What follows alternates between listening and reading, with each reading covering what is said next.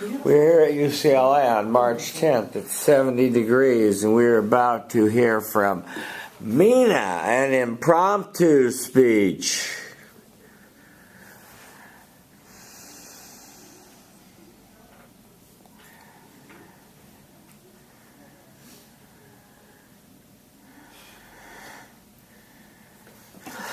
Okay, let's hear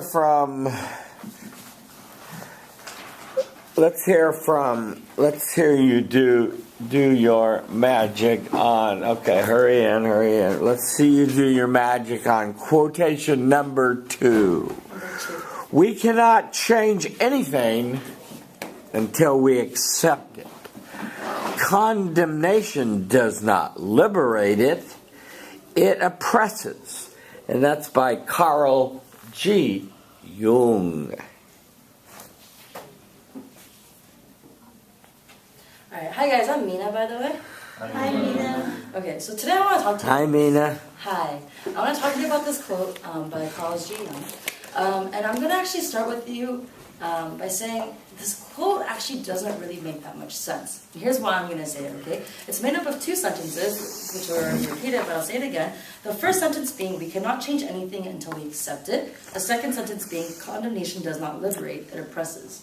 Now, kind of give me a little bit of sympathy. I was trying to come up with this quote, or this speech around this quote, and I was like, these ideas have nothing to do with each other. What am I going to say? So in that, my speech is going to be structured a little bit differently. I'm going to be talking about kind of 2 different schools of thought and hopefully try to bring them together to you. So I'm going to start with the first idea, which says we cannot change anything until we accept it. I'm going to give you guys a little bit of background about me. Last year when I came into UCLA, I was a transfer, and I'd come in actually after one of the hardest, most difficult things that had happened in my life, which was my grandma's passing. My grandma had raised me since I was 6, and quite suddenly she had passed away. And 2 weeks later, I found myself at UCLA not knowing what to do.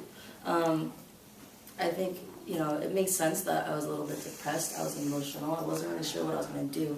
And given the fact that I didn't really have friends here, I didn't have a community, I didn't have people to fall back on, I was kind of a mess.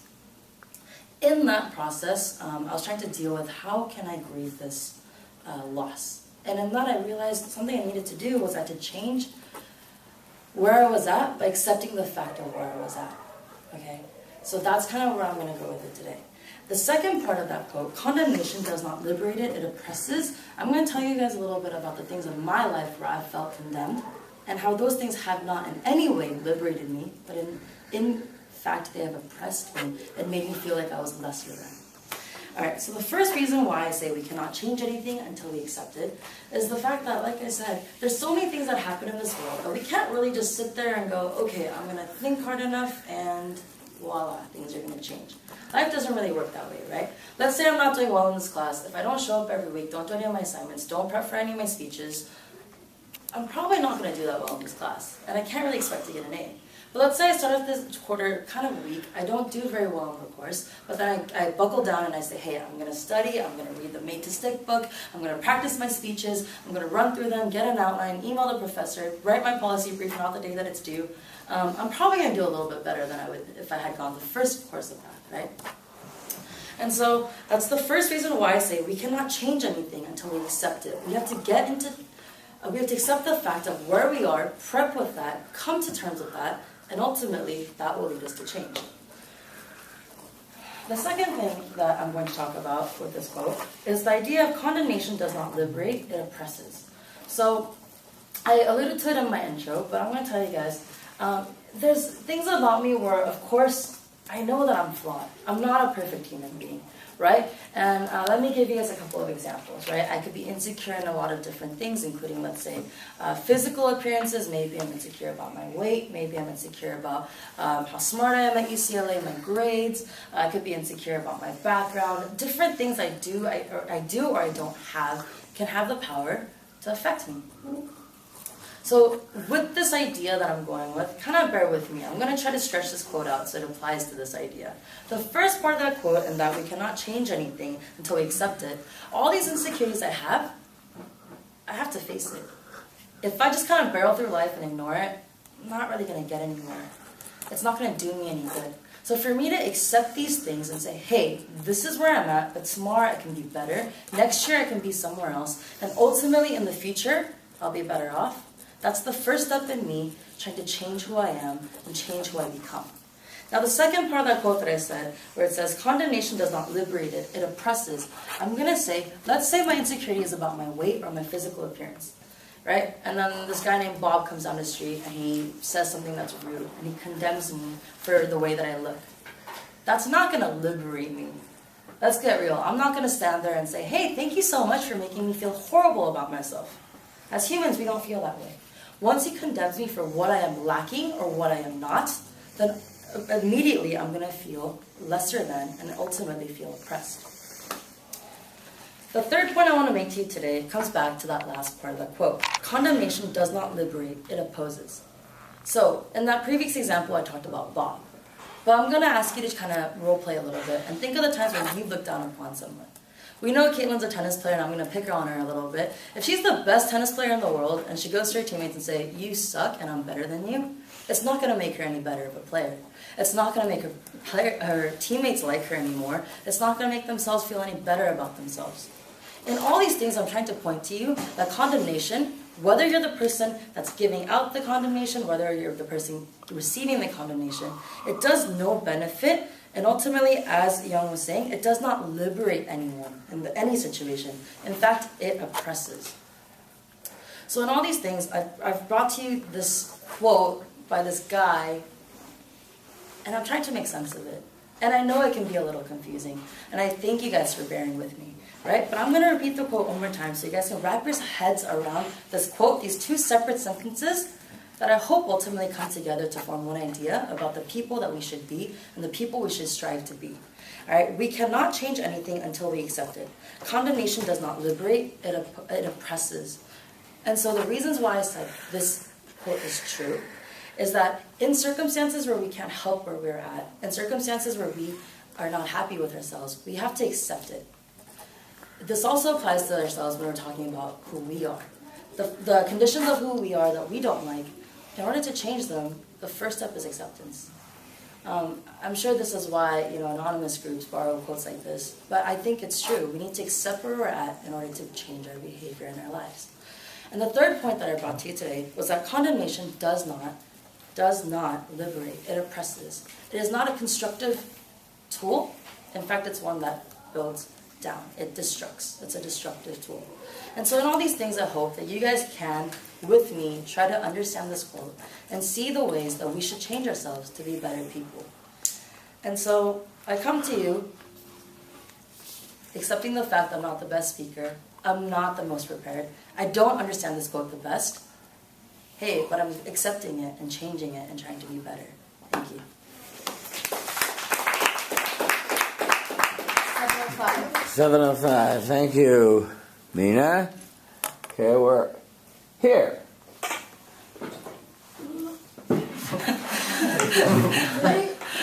Hi, I'm Kara. Hi, Kara. Your quote, the way you presented it, I thought was kind of brilliant because you were I don't really know what I'm going to talk about, but then you worked through it with all of us, and the fact that you can stand up there and put yourself in a vulnerable position by talking about your insecurities is a very good thing to hear as an audience member. It made me really like you, and I always like hearing your speeches, so it's just really easy to listen to you talk, which is a really cool skill to have. So Thank you. Really good job. Yeah, when someone's brutally honest about themselves and you sense it, then there's a connection, isn't there? There's a story there that's connected, and there's an emotion that's connected. Improvement. Celestine. Hi, Celestine. Actually, don't really have very much to say. I always like hearing you speak, and you're always very confident. I think that with the previous extemporaneous ones, you were already delivering very impromptu speeches, so it's fun to see you and knowing that you do well. So. Thank you, Celestine. Let me give you some feedback on your speech. Yeah, you had a hard quote. I personally didn't like any of the quotes that you chose, but you chose those three. So, but I really didn't want to hear one about Martin Luther or Sakai. So, so be it. You started with your grandmother passing away in a very difficult time. I would have liked to have had some come back to the grandmother as a tie back. So I would have liked to have seen a circularity. That's always good. Your honesty was disarming in saying, Carl Jung, what is he talking about? Did you look him up? Did you try to Wikipedia him, and his psychologist psychoanalysis was real dense and tough to get, right? So wasn't much help to know that symbolist and so forth wasn't a lot of help, but. He's no dummy. You got that, right? Very, very well respected in the psychoanalytic world. So smart guy, and supposedly a lot of people get insights from his pithy sayings. Okay, so your thesis preview, you got that done, and so that was good. And I very much liked the way that you broke it up, and I think that was a smart thing to do. And you spoke about your own personal acceptance of yourself, and that was good. And then your second reason about the condemnation not helping and that sort of stuff was good. And finally, your self-reference in the end was effective. So overall, you did a good job. I think that there was a little bit of wordiness to it. What was the time, by the way? 7:05. 7:05. So you filled up the time nicely. I think that you did as good a job as anyone could have under the circumstances with a very difficult quote. And you did a nice job. Thank you. Okay, who did I say was next?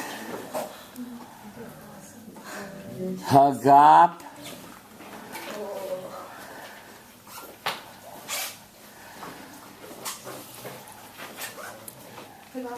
Time 4, 3, 2, I have the whole thing.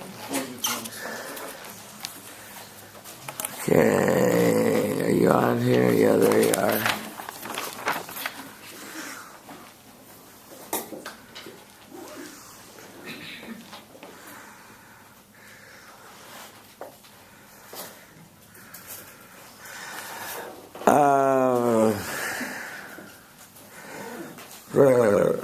Well, you chose another 3 Delis, didn't you? Okay, what? You don't like them? Well, they're all interesting in a unique way. Okay, let's hear from. Let's see what you can do with the first one. If people don't want to come out to the ballpark, nobody's going to stop them, and that's by Lawrence Peter Barra. All right. Hey everybody, my name is Hoggle. Hi, Hoggle. Today I'll be talking about a quote by Lawrence Peter Barra, better known as Yogi Berra, who's a New York Yankees baseball legend. It's kind of ironic, we've been making baseball references all day. I'm going to be the first one talking about a baseball player. Yogi Berra was not only one of the best baseball players, but he's known for probably coming out with some of the most memorable quotes in his generation. And this quote, which is, if you don't come out to the ballpark, nobody's gonna. If people don't want to come out to the ballpark, nobody's gonna stop them. Is significant because it kind of gives a picture of human nature. How many of you guys grew up? Maybe what was it? From when you were 6 to when you were probably 16, having to listen to your parents every night saying, "Eat your vegetables, eat your broccoli, go to bed by 9." This and that, and that's just the nature of human beings. If a human being doesn't want to hear something, if they don't want to do something, you can't force them to do it. And that's where I think Yogi was trying to get with his quote here. I'm going to relate 3 things in our daily lives to this quote by Yogi, but I'm going to first start with a concrete example of how this applies to an actual baseball stadium, and then I'm going to be going into I'm going to go into an example of how this applies to higher education, and finally I'm going to be relating this to capitalism and the free market that we have in America. All right, in baseball, it's hard for many teams to get an audience and a crowd, especially when you don't have an attraction, you don't have a good team, you don't have a great player. This obviously wasn't a problem for Yogi Berra for most of the teams that he played for, but after that he did go into coaching, and he did see some days that weren't as prosperous as his times with the Yankees. But I think a great example of using the issue of not having a crowd is with Jerry Buss and what he did with the Los Angeles Lakers when he bought them. He turned the experience of going to a basketball game into like an entertainment event. He was the first one that introduced cheerleaders, and he brought in all the lights to the Los Angeles Forum back in the day, and he really made it an event.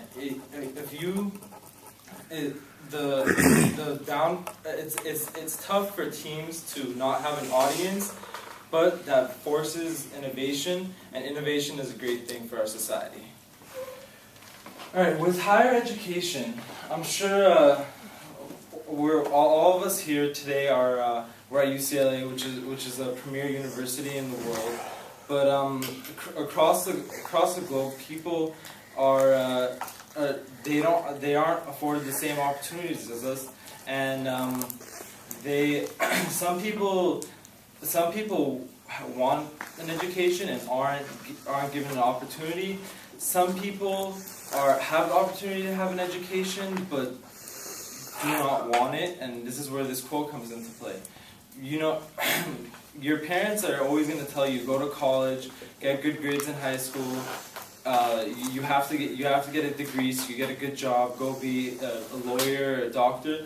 But the fact of the matter is, if the person doesn't want it, it's not going to happen. The individual needs to crave and desire a higher education for you to be successful. Same thing as when you get to college. Nobody's going to tell you to read your books and do your homework and do all your assignments all the time. You have to have that self-motivation, and this again relates back to Yogi's quote. If you don't want to come out and do it, nobody's going to force you to do it, and that's just the ultimate end result when it comes to education. And finally, with capitalism and the free market in our country, everybody is given the opportunity to succeed. You have the ability to go out there and get a job and make something of yourself, but you need to want it to get it. You can't just sit there and assume that success will come towards you. You have to have the passion and the desire, and that's where we see the idea of the American dream and people building something out of nothing. And that's where Yogi's quote is really relative here, because if somebody wants to come out and get something, they're gonna get it. But if they don't have a desire, it's not gonna happen. In summary, I talked to you about the concrete example of how people not coming out to the ballpark could be tough for a baseball team or any sports franchise, and Yogi's quote really made sense here. And I also spoke to you about higher education and college, and how it's not something that everybody has the opportunity to get, and unfortunately some people don't even if they're presented with that opportunity, they don't take advantage of it. And finally, I spoke about capitalism and the free market that we have here in America today. And in all, Yogi Berra's quote can be related to pretty much any walk of life. And if you really want to get people to come out to the ballpark and see what you have to offer, you have to get them in there. You have to have something that's desirable. Thank you. Time? 6:27. 6:27. Yes. Hi, Mama. Hi, Emma. I like that you used 3 very different examples, and I thought that they all fit very well to the quote. And also, I'm glad that you like had your paper there, but you did a really good job of doing your speech without it. So. Improvement. Hi, I'm Alan. Hi, Alan. So it was a really good speech. I really liked it, especially relating it to us, like capitalism and students at a university that tried to do something. But the only criticism that I have, which is not that major, is like I tried to see that. I mean, maybe that's just something that I noticed, but I thought that you were kind of sticking to this side as opposed to walking to all 3 positions. But that's something really minor. Okay. Okay, Gaga, let me give you some quick feedback. My biggest problem was that I felt you misunderstood the quote. And it's a malapropism that Yogi Berra was known for speaking, sentences that didn't make sense. And I was hoping you would seize on that and talk about how you got to be more precise with the language. Because what the quote actually says is that people don't want to come out to the ballpark, nobody's going to stop them. It's a double negative, and it makes no sense, right? So, all 3 of you actually, in order to fit your examples into, you changed the quote to fit your examples. So, I took off a few points for that, but you did an impromptu speech, which was nice. It just wasn't precisely on the quote you were given, so that was problematic. What was unexpected in this speech? What was unexpected? I told the story of I guess Jay Buss. And, Jay Bussey and the lights and that sort of the thing. Lights, and he was the first one to bring out the cheerleaders at a sporting event. I didn't think many people knew about that. Okay, you got the job done. Thank you. How's our time? We're almost at. We'll have to continue. Can you continue with me over in my lab? Yeah. In 2nd floor of Comm Studies. Okay, thank you. Professor? Yeah. I still want to do my extra credit exemption. Should I do it today or should I go to another one of the office hours? I'm just having people turn it in. No, right, but you said we could present it for extra credit? Yeah, but you can turn it in for extra credit. That's all you're doing. Oh, well, in that case, here's the Yeah, give it to her. Oh, let me see. Do you want to do the offer too? Yeah. Professor, for the do you need to tell Yeah. Give it to Ring. Policy. And everybody turn I forgot to email you back, but remember I was talking about ISIS for my brief, and I decided to go with campaign finance instead. My 3rd extemp speech ended up being on ISIS. So Okay, that's good. there you Good. read about it with that. Thank you for timing. Oh, Shireen, real quick. They want to get in here, right? The class next time. I wanted to get you the copy of the case for Thursday. Can you get that today? Can you hang around for a minute? Are you going to have the debate practice? There's no debate practice tonight. I think we're going to have one still. Oh, yeah. Okay, well, I'll be in my office at 6, so you want to come by? What's your office? 1336. Oh, no, 36. Yeah.